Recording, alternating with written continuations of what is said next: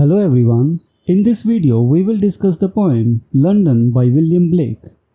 The poem London from his collection Songs of Experience is a stark and somber critique of urban life in the late 18th century.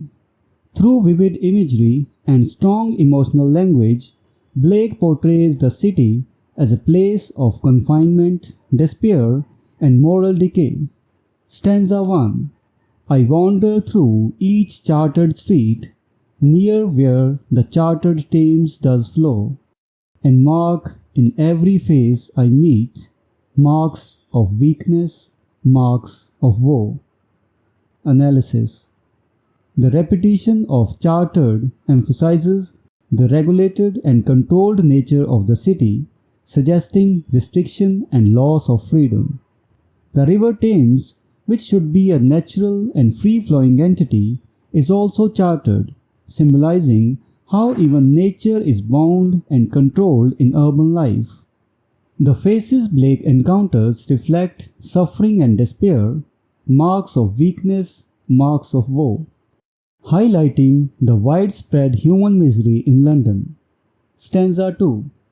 In every cry of every man, in every infant's cry of fear, in every voice, in every band, the mind-forged manacles I hear. Analysis. This stanza delves deeper into the psychological impact of the city's oppressive atmosphere. The repeated every emphasizes the ubiquitous nature of suffering.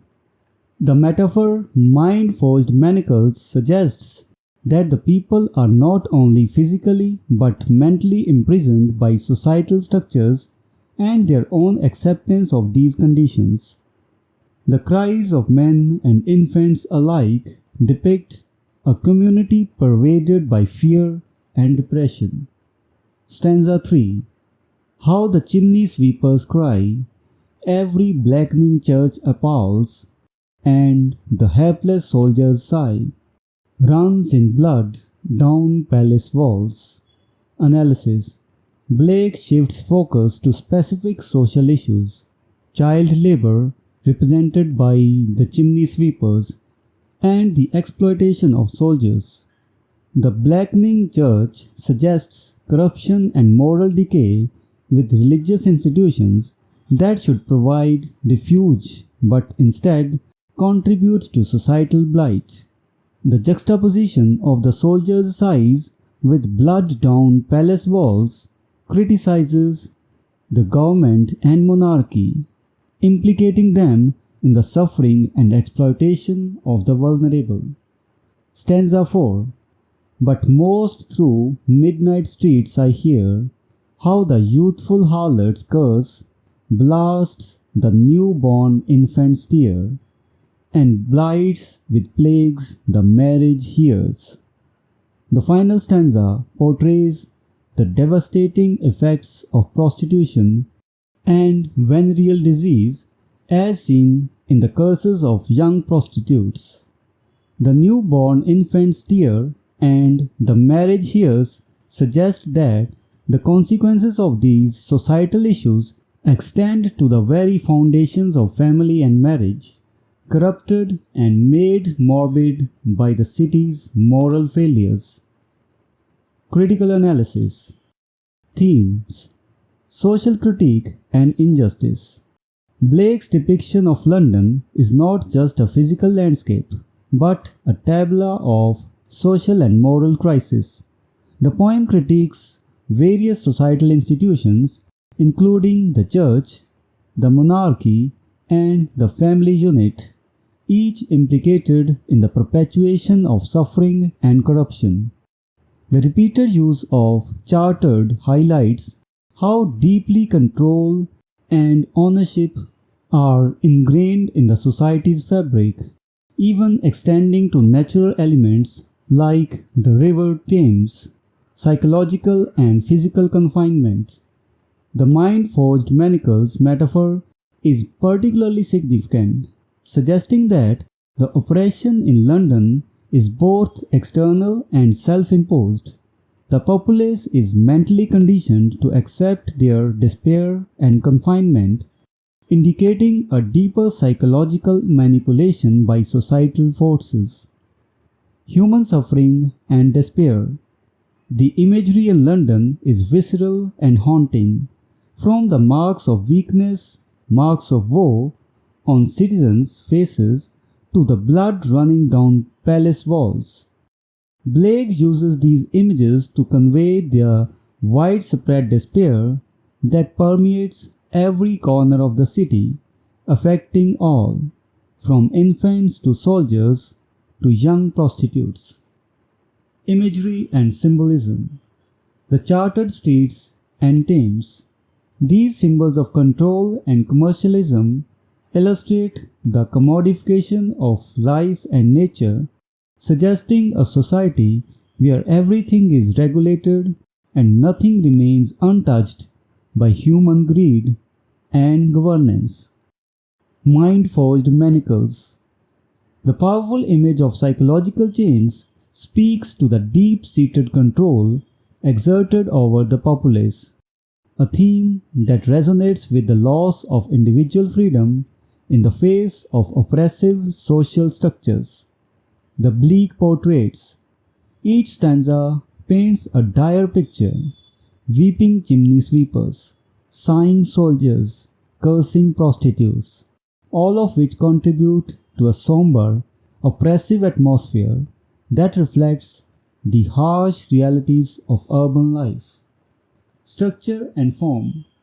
The poem is structured with a tight, controlled rhyme scheme AB, AB throughout its 4 quatrains, which mirrors the controlled and oppressive environment it describes. The consistent meter and rhythm also contribute to the poem's solemn and rhythmic quality, enhancing the thematic content of entrapment and inevitability. Philosophical and moral inquiry. Blake not only describes physical and psychological oppression, but also poses profound questions about the moral implications of such a society. The juxtaposition of suffering children, corrupt churches, and bloodied palaces prompts readers to consider the moral failures of a society that allows such disparities and injustices to exist.